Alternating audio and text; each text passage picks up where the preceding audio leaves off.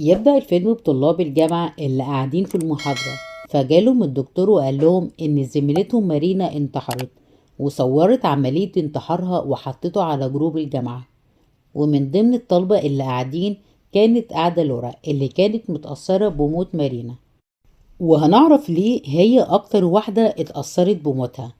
فبنرجع أسبوعين لورا، وبتكون لورا مقضياها فسح وخروجات مع أصحابها وزمايلها في الجامعة، فبتشوفها زميلتهم مارينا اللي بتكون وحيدة، فبتعجبها شخصية لورا، وده اللي بيخليها تبعت لها طلب صداقة. فلورا لما فتحت الاكونت بتاع مارينا لقيته ما فيهوش اصدقاء خالص. فلما استغربت الاكونت بتاعها، صاحبتها قالت لها عادي، ممكن تكون لسه عاملاه جديد. بس الاكونت كان فيه رسومات غريبة وكله بالابيض والاسود. المهم ان هي قبلت طلب الصداقة، وده اللي فرح مارينا وبدأوا يتصاحبوا. بس لورا بدأ يجيلها كوابيس وكان فيها مارينا. ومش كده وبس، ده مارينا بدأت تنط لها في كل بوست، وكل بوست بتكتب لها عليه كومنتات، وكل شوية تبعت لها رسايل. وده اللي خلق رولا وزهقها منها. ولما حكت لاصحابها ان هي اتخنقت من مارينا، قالوا لها ما تيجي نفتح الاكونت بتاعها ونشوف تفكيرها وبوستاتها عاملة ازاي، يمكن نلاقي حاجة نخليها تبعدك عنها. ويا ريتهم ما فتحوه، لقيوه عبارة عن فيلم رعب كله فيديوهات تعذيب وقتل. فاتأكدوا ان مارينا مش طبيعية وان هي مريضة نفسيا، فنصحوا لورا ان هي تبعد عنها بسرعة. وقالوا لها انت ازاي اصلا تعزميها على حفلة عيد ميلادك؟ فهي قالت لهم انا والله ما عزمتهاش، هي اللي عزمت نفسها بنفسها. قالوا لها خلاص فكك منها وتحججي لها بأي حاجة. وفي ليلة العيد ميلاد مارينا كلمتها علشان تروح الحفلة، فلورا عرفتها ان هي وحبيبها تايلر هيروحوا يتعشوا لوحدهم ومش هتعمل حفلة. يلا يا مارينا اتكلي على الله وتتعوض في حفلة تانية. وده اللي ضايق مارينا. بس لما لورا راحت المطعم لقيت ان اصحابها عاملين لها حفلة عيد ميلاد، فاحتفلوا والصور بدأت تحطها على الاكونت بتاعها. ومين اللي شاف؟ مارينا هي اللي شافته واتضايقت، فراحت عند المطعم وشافتهم، ولقيتهم ان هم قاعدين يحتفلوا مع بعض وهايصين ولايصين والحياة حلوة بالنسبة لهم. فده اللي ضايقها، وعرفت ان لورا ما كانتش عايزاها تحضر عيد ميلادها مخصوص. فتاني يوم قابلتها في الجامعة واتخانقت معاها. كنت هجيب لك هدية عاملاها لك من اسبوعين، قطعت برزقك ومش هديهالك. وبعدها مسكت لورا واتخانقت معاها، وده اللي خلى رولا هي كمان تزقها وتتخانق معاها، فطاقيتها وقعت وشعرها كان متقطع. وده اللي خلى مارينا تتكسف وتتضايق وتمشي بسرعة من المكان. ولما لورا روحت مارينا اتصلت بيها على الفيس، بس هي كنسلت عليها. فلقيت ان مارينا بعتلها رسائل كتيرة وكانت بتعتذر لها. فهي علشان تريح دماغها من الصداع ده كله لغت طلب الصداقة، ومارينا رجع أصدقائها صفر تاني. وده اللي ضايق مارينا وزعلها. وبعدها مارينا بدأت تعاني بجد بسبب مارينا. فوهي ماشية في بيتها لقيت مراية متعلقة بنفس الرسمة اللي كانت عند مارينا في الأكاونت. ولما قربت منها لقيت ان هو ظهر جواها شبح، وكل ما بتبعد الشبح بيقرب لحد ما جالها الشبح بره المراية. وفي اللحظة دي صاحبتها نورت النور ولقيت ان كل ده اختفى، حتى المراية اللي هي شافتها اختفت ورجعت مرايتها الطبيعية. وتاني يوم راحت الجامعة وكانت بتبص على مارينا، بس ما لقيتهاش موجودة. فالدكتور عرفهم ان هي انتحرت، وده اللي حسس لورا بالذنب، وحست ان هي ليها علاقة بانتحارها وان هي السبب ان هي انتحرت. بعدها عرفت ان الشرطة ملقيتش الجثة، وحتى بياناتها في الجامعة كلها اتحذفت، هو ما يعرفوش مين اللي حذفها، ولا حتى مارينا ده اسمها الحقيقي ولا لا. ولما لورا روحت لقيت اتبعت لها رسالة من مارينا، ولما فتحتها لقيت فيديو لمارينا ماسكة صورة لورا. وبعدها حرقتها وشنقت نفسها ونطت في النار اللي هي كانت مولعاها، وكانت بتصور عملية انتحارها. وبعدها مسحت الفيديو بسرعة. وتاني يوم لما راحت الجامعة اتفاجئت ان الفيديو اتحط على صفحتها التاني واتبعت لكل اصحابها. فحاولت ان هي تمسحه، بس اتفاجئت ان مارينا رجعت تاني في الاصدقاء. فحاولت تمسحها وما كانتش بتتمسح. وبسبب الحوار ده اتحقق معاها، وسألوها لو تعرف المكان اللي هي حرقت فيه نفسها ولا لأ. فهي قالت لهم إن هي ما تعرفش حاجة، فطلبوا منها إن هي تحذف الفيديو أو تحذف الأكاونت كله. فهي حاولت تحذف الفيديو بس برضو مش عايز، فراحت لزميلها عبقرينو بس برضو فشل إن هو يحذفه. بعدها دخلوا يقلبوا تاني في أكاونت مارينا، فلقيوها حتى رسمة على الأكاونت بتاعها نفس الطريقة اللي هي حرقت بيه نفسها. وبعدها بدأت صور فيديوهات لورا تتحط على أكاونت مارينا، وقررت إن هي تنتقم من أصحابها كلهم اللي كانوا موجودين في العيد ميلاد. وأول واحد بدأت بيه هو جو. فهو قاعد على الكمبيوتر بدأت الشاشة تهنج وبعدها قفلت، فظهر قدامه خيال جو ومكانتش بتتحرك زيه.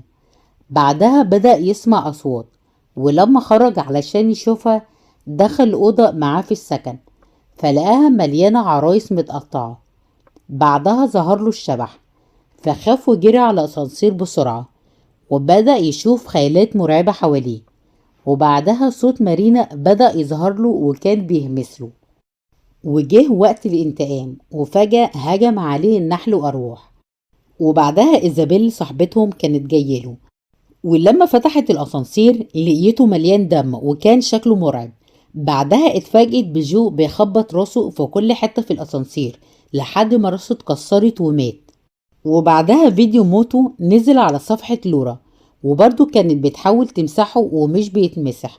وبسبب نشر الفيديوهات دي على صفحة لورا كان كل شوية تخسر شوية من أصحابها. فلورا قالت لأ، لازم تلاقي حل للموضوع ده. فدخلوا اوضتها علشان يدوروا فيها على اي حاجة تفيدهم، فلقي صور ليها وهي في مدرستها. فراحت المدرسة علشان تعرف معلومات عن مارينا، وان هي جت المدرسة تحت رعاية الحكومة، ومحدش من المدرسة خالص يعرف لها اهل ولا يعرف هي جاية منين ولا يعرف عنها اي حاجة. بس وهي صغيرة كانوا زمايلها بيخافوا منها وكانوا بيضربوها وبيقولوا ان هم بيجيلهم كوابيس لما بيشوفوها. وفي الوقت ده كوبي صاحبها كان بيدور على النت على اي حاجة تفهمه رسومات مارينا، وبعدها لقي رسمه مهمة، لقي صورة لنفس المكان اللي مارينا حرقت فيه نفسها. وبعدها بدأ شبح مارينا يظهر على كل الشاشات، وده اللي خوفه واعتقد ان الروح جاية علشان تقتله، فخاف وهرب بسرعة من المكان. وبعدها بيجوا دور تايلر اللي بيكون قاعد، فبيلاقي نحلة دخلت في ودنه. وبعد ما بيخرجها لورا بتتصل بيه وبتقوله ان هي عرفت معلومة مهمة، وان الولدين اللي كانوا بيضربوا مارينا وهي صغيرة لقيوهم مقتولين جنب مصنع قديم، وكان وشهم متشوه بقرص النحل. فهو حس ان النحلة اللي جاتله دي ليها علاقة بحوار مارينا. وبعدها بيجي دور اوليفيا اللي بتكون قاعدة وبعدها بتسمع اصوات معاها في البيت، ولما بتطلع علشان تبص عليها بتلاقي ان الكمبيوتر مفتوح، وبتلاقي ان موجود ان ايزابيل ومارينا بقوا مصحاب على الفيس. فهي استغربت ازاي بقوا اصحاب ومارينا ميتة. وفي نفس الوقت ده ايزابيل كانت قاعدة حزينة على حبيب القلب جو، وفجأة شاشة تليفونها بدأت تهنج وبرضه قفلت. فلقيت ان المرضى اللي حواليها في المستشفى مشوهين، وبدأ يطلع لها شبح مارينا وشبح الأولاد المشوهة. بعدها خافت ودخلت أوضة، ولقيت إن الأوضة دي مليانة دم، وشافت نفسها وهي نايمة في البانيو وميتة. فبعدها ظهر لها الأشباح وخلتها إن هي تقتل نفسها. وفيديو موتها اتنشر فورا على أكاونت لورا، وده اللي خسرها أصدقاء أكتر. حتى أصحابها المقربين منها حاولوا يمسحوها من على الفيس بس ما كانتش راضية تتمسح. وفي الوقت ده كوبي وصل لمعلومة مهمة، فقال لها ان مارينا عملته ما كانش انتحار، ده كان طقس للمراية السوداء اللي السحرة استخدموها في اعمال السحر والاتصال بالعالم الاخر. والمراية دي معروفة عنها ان هي بتستد السحرة، ولما حد بيبص لها كتير بيدخل جواها، والساحر اللي ما يعرفش يهرب من المراية بيحرق نفسه قدامها. والحالة الوحيدة اللي هتقدر توقف اللعنة دي ان هم يلاقوا المراية الحقيقية اللي السحرة موتوا نفسهم قدامها. وفي حالة مارينا الكمبيوتر بتاعها هو كان مرايتها اللي حرقت نفسها قدامها. وبعدها بنروح لأوليفيا اللي شالت اللاب والموبايل بتوعها وخبتهم علشان ما تقدرش توصلها، وبدأت تشوف شبح إيزابيل، وده اللي خلاها تسيب لورا وتروح بيتها. وهي كده اطمنت ان هي بعدت عن الخطر. ولما بتمشي هما بيوصلوا لمعلومة مهمة، ان من 20 سنة مارينا كانت عايشة في مزرعة، وفي حد جه حرق المزرعة بيها وكانت حامل في مارينا. فهي فضلت عايشة لحد ما ولدت مارينا وبعدها ماتت. وهما بيتكلموا بصوا للأكاونت وعرفوا ان الدور جاي على أوليفيا، وفعلا بيجي دورها. فهي بتكون قاعدة وسمعت صوت بره، ولما بصت من العين السحرية شافت الولدين المشوهين وكانوا واقفين. وبعدها ظهر لها الشبح، وهو والنحل هجموا عليها وقتلوها. ولورا وتايلر كانوا رايحين ينقذوها، فلقيوها وقعت قدامهم على العربية، فنقلوها بسرعة على المستشفى. ولورا وكوبي راحوا المزرعة اللي مارينا اتحرقت فيها. وفي الوقت ده أوليفيا كانت في المستشفى بين الحياة والموت، وفجأة قامت وهجمت على الضابط وخدت منه المسدس وانتحرت. وكده تبقى مارينا انتقمت منها وقتلتها.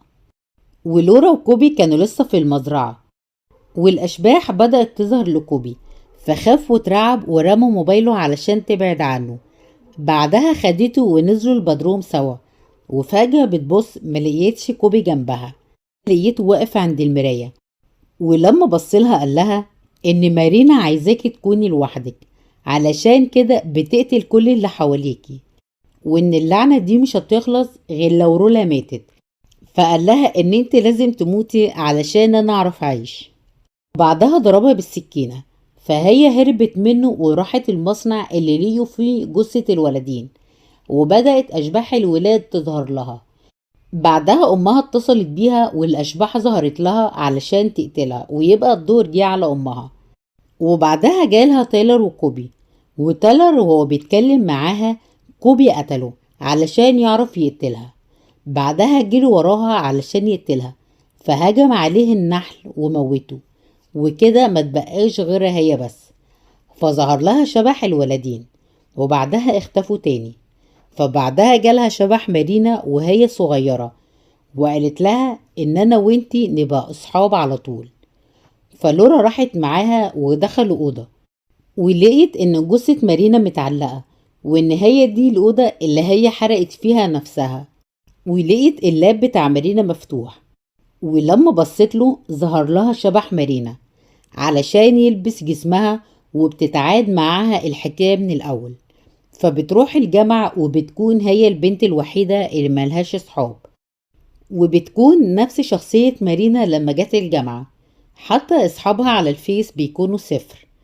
فبتصطاد ضحيتها الجديدة علشان تبدأ معاها اللعنة وتفضل مستمرة. وبس كده يكون خلص ملخص فيلمنا.